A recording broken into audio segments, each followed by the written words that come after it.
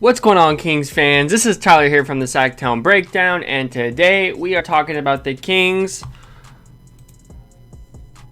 106-100 W versus the Detroit Pistons. It was a bad game to start. Real bad. It was gross. And then, I kind of felt like we were going to come back just because whenever you start off like the first couple minutes of a game being down 20 like that, the other team almost always comes back, as no team's going to play that bad for a full stretch, a full game. So we made the comeback, and we eventually got the W. It was a little closer than I would have liked at the end, but we can say that about literally every Kings win this whole year. So, we've never like just won a game. It's always been like terrible. It's like, oh, we're scratching and clawing for the W. It's, we win them by 20, and then their team will come back. It's like, really? But anyways, regardless, let's just go quarter by quarter and talk about it. So first quarter, John Henson gets the first bucket for the Pistons. Fox draws a foul, the first possession for the Kings. Harry Giles misses 2 hook shots. Christian Wood hits a 3. D Rose hits a 3, and the Kings take a timeout. John Henson with an easy dunk. Kings miss a 3. It scores 14-1 already. Fox has an awful pass. Bogdanovich with an awful pass. It scores 18-1 now. Buddy misses a 3. Corey Joseph eventually, finally makes a 3. Alex Len has a nice block. Scores 21-4 at this point. Buddy with an awful lob attempt that wasn't even close. I mean, wow. Buddy with a mid-range bucket though, and Svi Mahali. I don't remember how to say his name. Let's look it up. Let's do it together, Kings fans, because Svi. I honestly forgot how Grant pronounced it. Svyatoslav Mikaliuk. I don't know. I'm lost.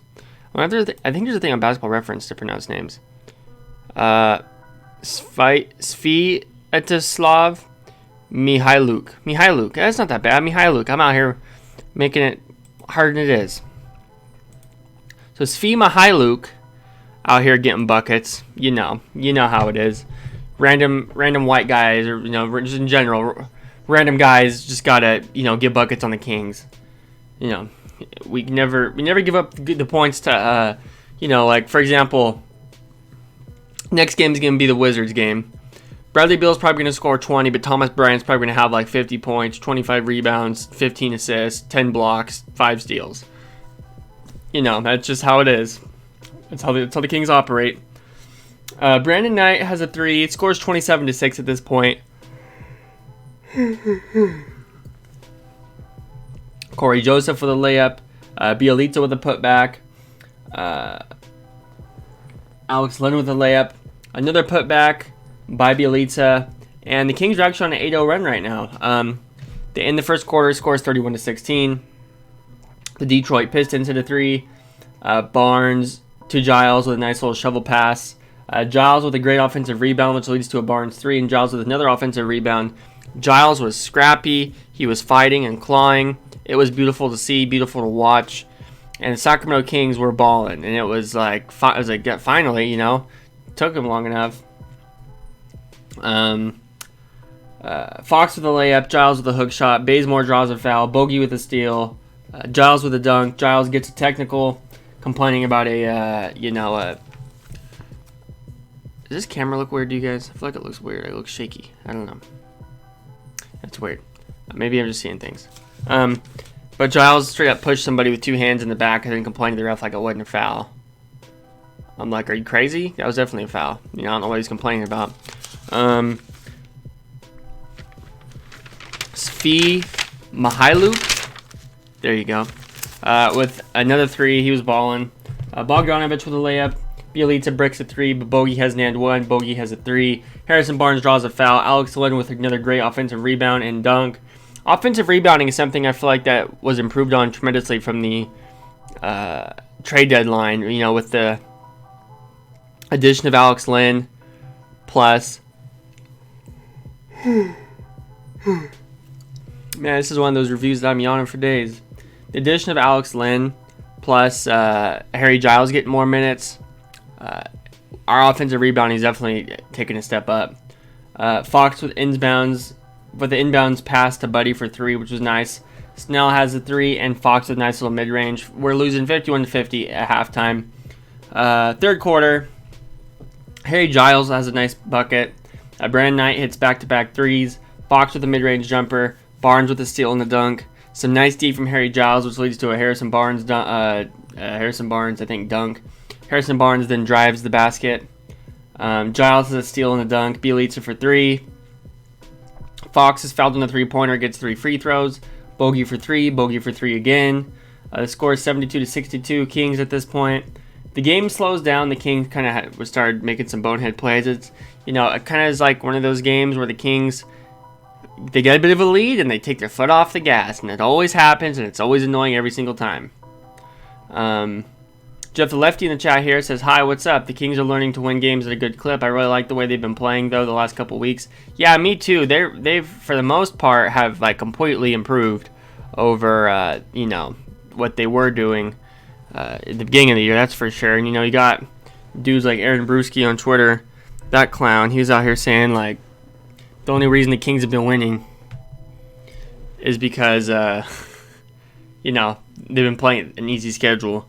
Which there may be possibly a little bit tiny point, the Pistons now, the Wizards in 2 days, that's not the hardest schedule in the world. But this team's improved, I think. This team's playing better, and Aaron Brewski's a hater. So yeah, Jeff the Lefty in the chat. Jeff, what's going on, man? And you are correct. They have been playing better, and they're learning how to win. Yes, correct. Winning because of good defense and offense, which I don't know. I feel like we're going to get just good enough of a sample size of this team. How do I put it? If they don't make the playoffs this year, but they end the season pretty good, I'm going to probably feel shaky about next year. Like, oh God, here we go. Like, I'm not going to know what to expect. But if they make the playoffs this year, which I don't know if they're going to do that, I don't put much, hope into that. But if they can do that next year, I'll be like pumped for the season. It depends, man. It's just like, with this Kings team, I want to look forward to the games. And I went through like a Sacramento Kings depression in the middle of the year. I didn't want to cover games. I didn't want to watch games. I didn't care. That went away. They've been more enjoyable to watch now. And I want to feel good about this team when the season ends. Whether we make playoffs or not, I want to feel good about what we have.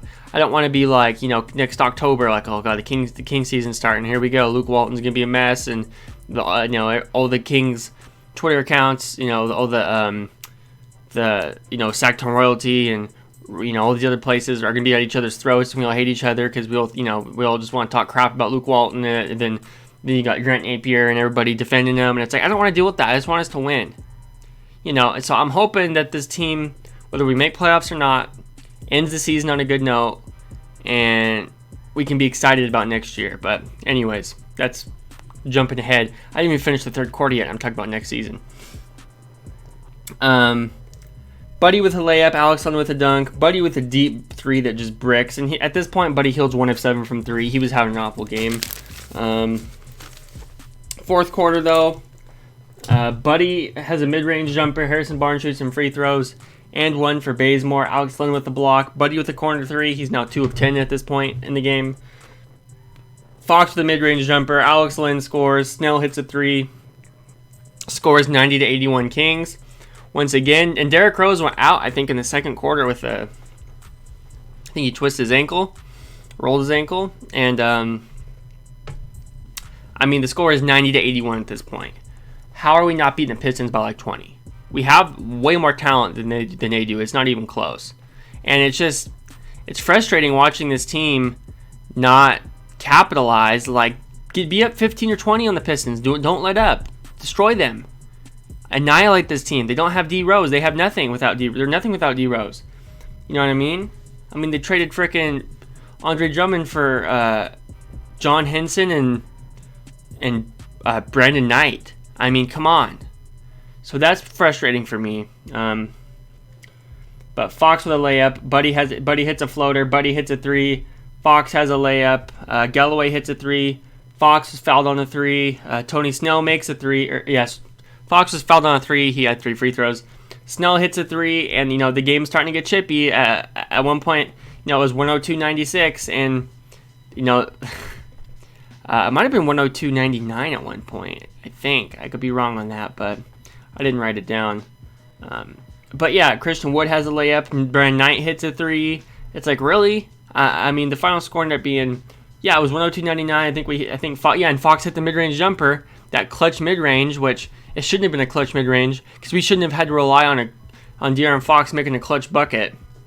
The game should have been over a long time ago. But that's how this Kings team operates. They don't put the foot on the gas pedal when they should. But Fox with a midi, 2 in the game. 104-99 is your final score of this game. Kings get the W. They played pretty well after playing really bad, but they don't put their foot on the gas pedal like they should. And as you can see, it makes the end of every game sketchy. And it's super annoying, but there's improvement with the team. I like Luke Walton more as a coach than I did 2 months ago.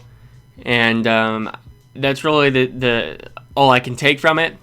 I agree with what Jeff Lefty said here in the chat.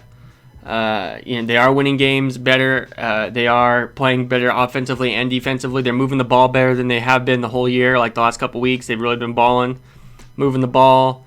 Ever since that awful game free throw shooting wise, as a team where they were like 18 of 30, or what were they? 18 of. They missed 15 free throws. So they were, I think, 18 of 33 or something. They're awful. Fox, I think, let's actually check the box score now, because I want to talk about free throws here. D Rose played a game where Derrick Rose played 9 minutes, and you could barely beat this team. Like, give me a break, come on.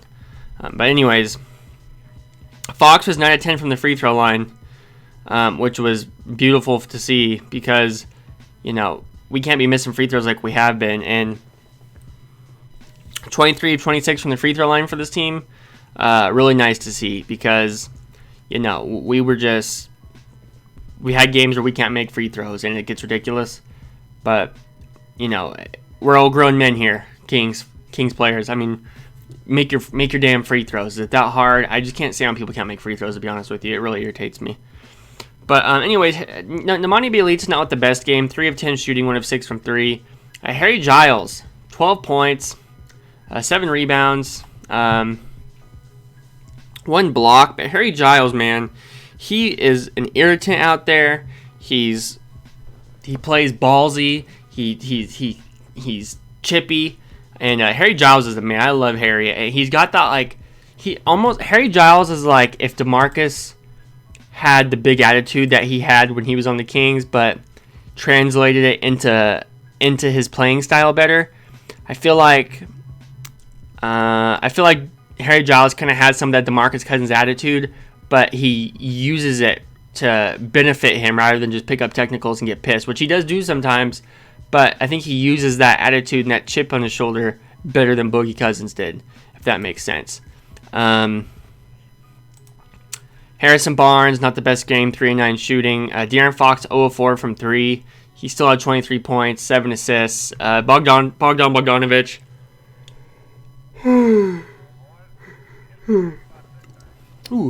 Sorry. 5 of 12, 3 of 8 from 3. And, Alex Len, too, also balling. 8 points, 13 rebounds, 5 blocks. He might have been your player of the game. If I was giving player of the game award, I'd be giving it to, honestly, Alex Len / Harry Giles. It'd be like 2 people, because, even though other people had more points, more rebound or more assists or whatever stupid stat you want to talk about, when it comes to watching the film, Alex Len and Harry Giles were the 2 biggest contributors to this team tonight. Corey Joseph, 5 points off the bench, played 16 minutes. Kent Bazemore, 7 points, 1 of 6 shooting. Couple Kings with some really bad shooting nights.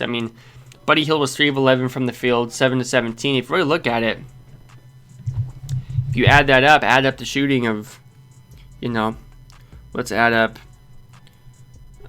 17 plus 6, 23. Bjelica was 3 of 10.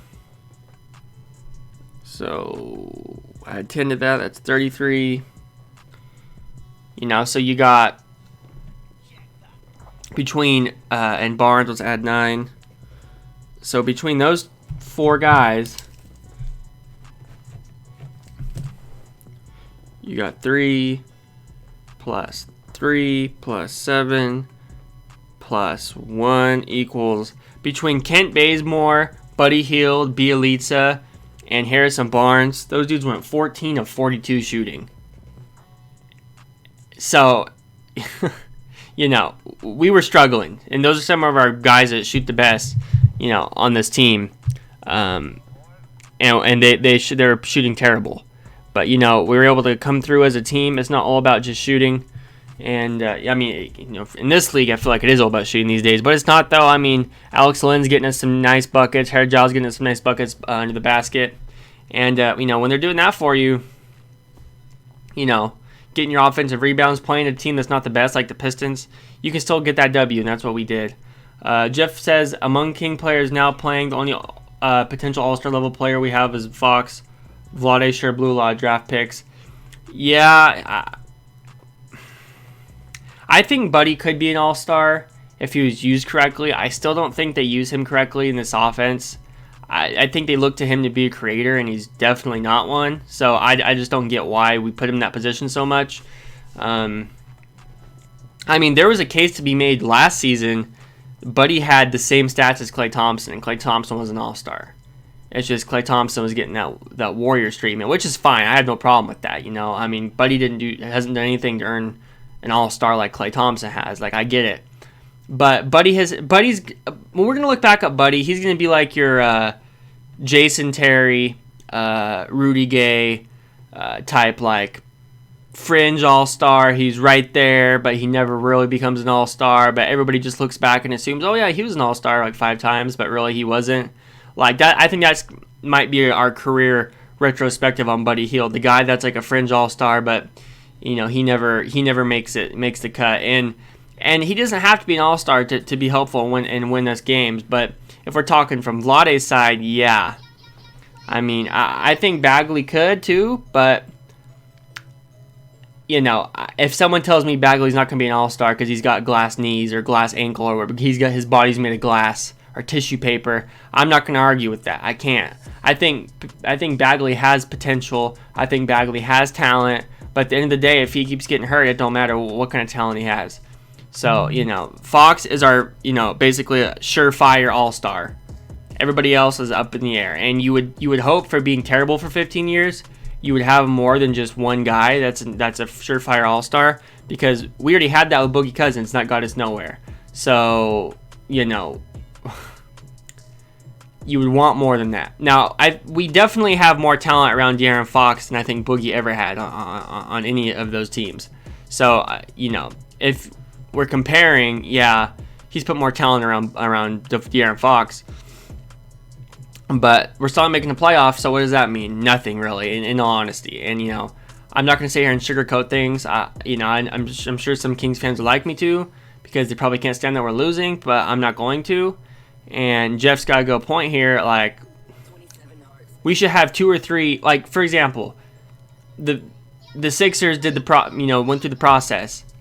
They missed on some picks. Nerlens Noel, Jahlil Okafor, Markelle Fultz. Who knows if Markelle Fultz is going to be an all-star? He's good. He's better. But they got Ben Simmons and they got Joel Embiid out of that. And I'm not someone that, I can't stand Ben Simmons, to be quite honest with you. I like Embiid. I think he's soft as a big man, but I like his skill set. I like what he could do if he, got in shape and tried a little harder to, be more of a big man and not shoot threes and play like Boogie did. Joel Embiid basically plays just like how Boogie tried to play, and it's gonna eventually, Joel Embiid's gonna get seriously hurt trying to play that Boogie Cousins big man shooting threes and driving the basket style. It ain't working. It's not gonna work, and you should put your ass on the block and do post moves. That's what you need to be doing as a big man, as far as I'm concerned. But let's not get into that. Jeff the Lefty says, I think Willie Cauley-Stein wasn't there mentally. That dude had mad potential. He did have potential. I always said, if Willie Cauley-Stein, listen, I know Willie Cauley-Stein's a bit not as thick as Alex Lynn, But there's no reason Willie Cauley-Stein shouldn't have been the kind of guy that scores, that averages 14 points, 12 rebounds, and 4 blocks, or not 4 blocks maybe, but you know what I mean? Like, Willie Cauley-Stein could be doing what Alex Len did tonight for us. But the thing is, Willie Cauley-Stein mentally, he can't get himself to the point where he's just like, this is my job, this is what I'm doing, I'm gonna be irritant this night, I'm gonna be a shot blocker this night. If I need to be a big man, bang down low, do that. No, he can't. Willie Cauley-Stein doesn't have that in him. And it's funny too. Let me see if I can find this real quick. I don't like to be on the computer looking for stuff too much when I'm on air here because I don't like to be dead air. But I feel like it's worth it. Let's go. Willie Cauley-Stein Mavericks role. Let's see if I can find. Willie Cauley-Stein said something when he got signed to the Mavericks that was just like disgusting. It was like, really? Like, you really think that? Like, you're dumb. Willie Cauley-Stein interview. I'm sure he doesn't do too many interviews, so let me just go to news and find that one. I can just kind of explain it, I guess.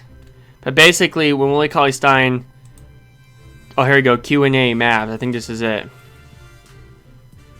Let me find it right here. Scroll down.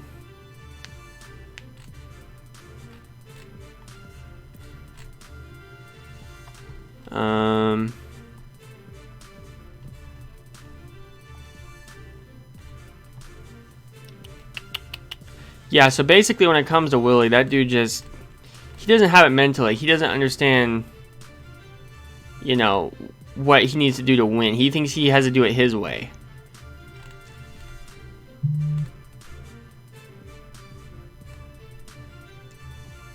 Anyways, I'll just try to explain what I saw. So anyways, they asked Willie Cauley-Stein, like,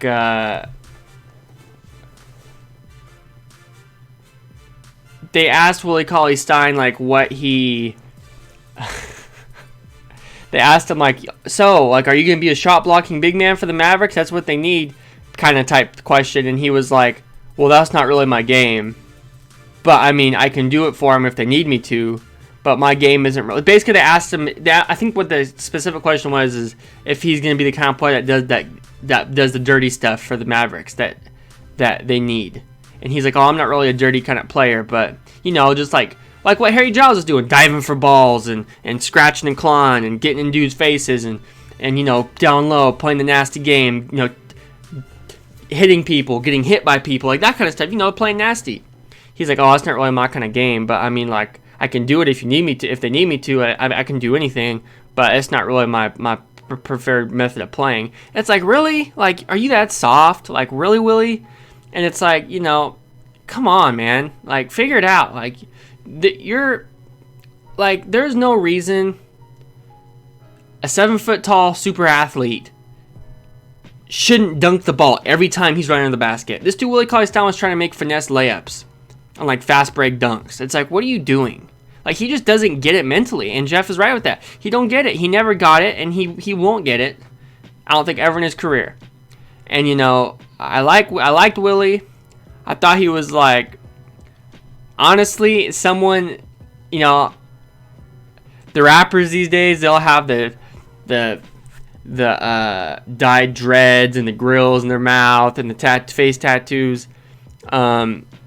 He's someone that, like, the kids that listen to rap these days, and, like, I listen to tons of rappers that have face tattoos, I'm a kid, too. I'm only 22, so it's not like I'm talking like I'm some old man. It's my generation. But he's someone that kids these days probably could have been like, oh, man, well, he's cool. He looks like the rappers I listen to. Or, like, he's someone that kids can relate it to. I mean, like, oh, he looks like, whoever. I'm not going to sit here and name all these rappers with colored dreads. I can name a million of them. But point being is, like, he's somebody that kids could have been like, thought he was cool because he looked like Lil Uzi or, whoever. Point being is, he has, I feel like, a relatability to him or almost like a marketability about him. If he just, like, played basketball and was good, but he just can't do it. He could never just do that. And that's what's frustrating with me with Willie. So anyways, I don't know how I got on Willie Cauley-Stein with Jeff Lefty mentioned it. Anyways, Willie Cauley-Stein, he irritates me. He's wasted potential. But yeah, there's no reason Willie couldn't do what Alex Len's doing for us. Now I know he's not as big and, like, thick and doesn't have as much weight. But still, though, you know what I mean? He still could have been doing that, but he just couldn't. He couldn't bring himself to do it. So, anyways, as far as the Kings-Pistons game, I think that is it. Jeff the Lefty was the only man that joined us today. So, thank you, Jeff the Lefty, for coming in and hanging out with me. I do appreciate it. Hassle13, thank you for the follow. I do appreciate that as well. And thank you, everybody, for tuning in. If you're on YouTube, make sure you go ahead and hit the like button and subscribe if you're new here. Shout out to our sponsors, Taboo Ohana Gaming Chairs, link in the description, and Computer Booter, retro gaming and computer repair shop, link in the description. Those are our 2 sponsors. Thank you guys so much for the views. I appreciate it. And I'll talk to you guys in the next breakdown. Love you guys. See you later.